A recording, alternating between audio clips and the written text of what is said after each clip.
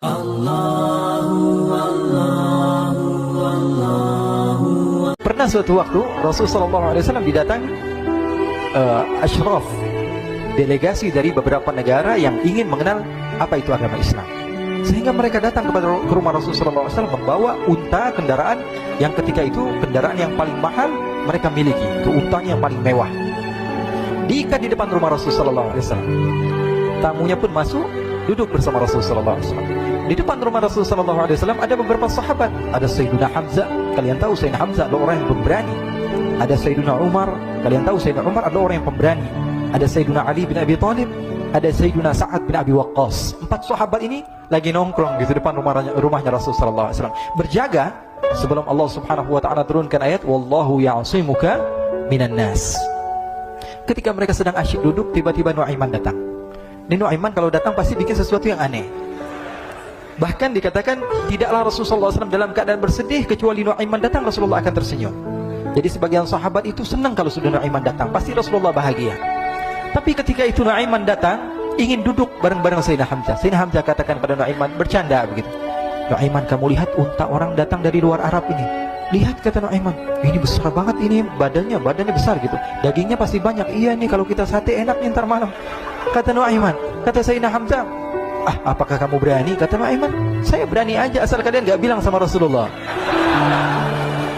Kata Sayyidina Hamzah, benar wahai Nuaiman, benar kan? Akhirnya Sayyidina Hamzah lupa masalah itu, cuma bercanda-bercanda saja. Sayyidina Hamzah lagi asik sama Sayyidina Umar, Sayyidina Ali. Tiba-tiba apa? Ternyata ketika dia melihat unta tersebut sudah pisah antara kepala sama badannya. Nuaiman mengatakan, wahai Hamzah, ini unta saya sudah potong, saya mau pergi sebentar. Kalau Rasulullah cari saya, tolong jangan beritahu di mana saya. Nanti kalau keadaan sudah aman, mari kita nyate bareng-bareng. Ini ada yang seperti itu di zaman Rasulullah SAW. Maka dia pun berlari dan berlari mencari satu tempat supaya Rasulullah SAW dia selamat daripada Rasulullah SAW. Sehingga Sayyidina Hamzah bingung, ini kalau Rasulullah keluar gimana? Ada Hamzah Asadullah, ada Ali bin Abi Thalib, ada Umar, gak bisa jaga kendaraannya, tamunya Rasulullah SAW. Akhirnya benar apa yang terjadi, ikhwani. Rasulullah SAW tamunya mau pulang. Ketika dia buka pintu tamu melihat apa? Untanya sudah begitu. Mereka teriak, wa naqatah, unta kami, wahai Muhammad. Baru mau kenal Islam, unta kami, kendaraan kami sudah dibuang. Rasulullah SAW lihat Sayyidina Hamzah, lihat Sayyidina Ali. Mereka gak bisa ngomong, mereka hanya bilang apa? Nuaiman ya Rasulullah. Rasulullah perintahkan Sayyidina Umar, wahai Umar, sekarang kamu ambil uang, kemudian kamu gantikan, kemudian kamu berikan 2 kali lipat daripada harta unta ini, sehingga apa? Agama Islam tidak didengar dengan sesuatu yang tidak baik di luar sana. Akhirnya diberikan harta, diberikan unta yang baru dan diberikan harta yang lebih untuk orang tersebut, sehingga orang tersebut tidak menjelek-jelekan agama Islam. Kata Rasulullah SAW, dan sekarang waktunya kita balas dendam sama Nuaiman. Nuaiman ternyata berlari tempat yang jauh sampai hampir keluar dari kota Madinah. Dia dapatkan seorang sahabat Nabi yang hadir juga dalam peperangan Badar, namanya Al-Miqdad bin Al-Aswad. Siapa namanya? Al-Miqdad bin Al-Aswad ketika itu sedang menggali sumur. Ketika sedang menggali sumur, Nuaiman datang. Nuaiman katakan kepada Miqdad, wahai Miqdad, wahai sahabat Rasul, kamu orang yang hadir dalam peperangan Badar, kamu adalah orang yang hebat. Dipuji-puji sama Nuaiman. Ada maunya ini.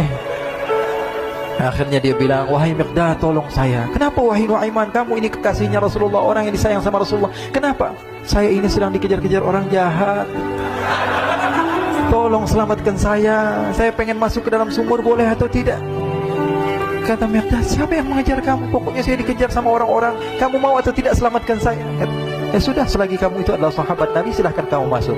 Masuk akhirnya Nuaiman ke dalam sumur tersebut. Lalu Nuaiman mengatakan, wahai Miqdad, dia keluar lagi. Nanti kalau ada yang cari saya, tolong jangan beritahu saya di dalam sumur ya. Kata Miqdad, baiklah.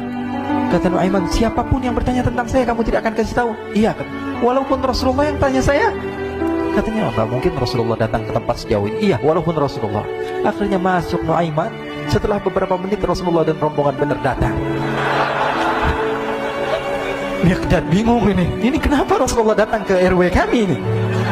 Ada apa ini Rasulullah sampai sejauh ini? Ditanya, ya Rasulullah, ada apa ya Rasulullah? Kata Rasulullah, saya cari Nuaiman. Di mana Nuaiman? Inna lillah, kata Miqdad. Nggak dijawab ini Rasulullah. Kalau dijawab saya ingkar janji. Akhirnya apa dia katakan? Wahai Rasulullah, mata saya tidak memandang kepada Nuaiman, tapi tangannya nunjuk ke dalam sumur. Sahabat. Apa dia bilang? Mata saya tidak melihat kepada Nuaiman, tapi tangannya nunjuk ke sumur. Akhirnya dibuka sama Rasulullah, Nuaiman muncul. Kata Rasulullah, Nuaiman, kamu bikin malu saya, wahai Nuaiman. Ya Rasulullah, yang bersalah bukan saya, tapi orang yang mencari saya bersama kamu, ya Rasulullah. Akhirnya Rasulullah nengok siapa, ternyata Nuaiman sudah lari kabur. Sallu ala Nabi Muhammad. Kisah-kisah seperti ini sebenarnya banyak sekali, ya. Ini menunjukkan kepada kita bahwa kehidupan Rasulullah itu begitu indah. Rasulullah SAW, kalau kamu mau menjadi orang yang baik, contoh Rasulullah. Mau menjadi bapak yang baik, contoh Rasulullah. Mau menjadi pemimpin peperangan yang baik, Rasulullah. Mau menjadi murid yang terbaik, contoh Rasulullah. Bagaimana akhlak Rasulullah. Mau menjadi suami yang baik, contoh Rasulullah. Dalam segala hal, apapun itu Rasulullah SAW adalah makhluk yang paling terbaik.